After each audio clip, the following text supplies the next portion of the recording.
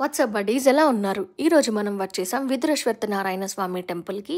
ఈ temple Chikballapur district గౌరీబిదనూర్ taluk విదురశ్వత్థ అనే విలేజ్‌లో ఉంది. చూస్తున్నారు కదా, మీరెక్కడ చూసినా కూడా ఇక్కడ నాగ విగ్రహాలే కనిపిస్తాయన్నమాట. కొన్ని లాక్స్ ఆఫ్ నాగ విగ్రహ ప్రతిష్ఠ చేయబడింది.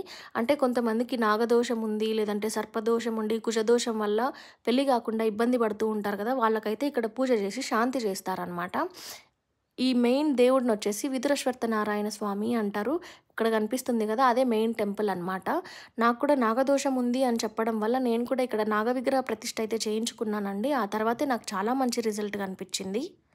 ఈ టెంపుల్ బ్యాక్ సైడే మనకు ఒక పార్క్ కనిపిస్తుంది. దాన్ని జలియన్వాలా బాగ్ ఆఫ్ సదరన్ ఇండియా అంటారు.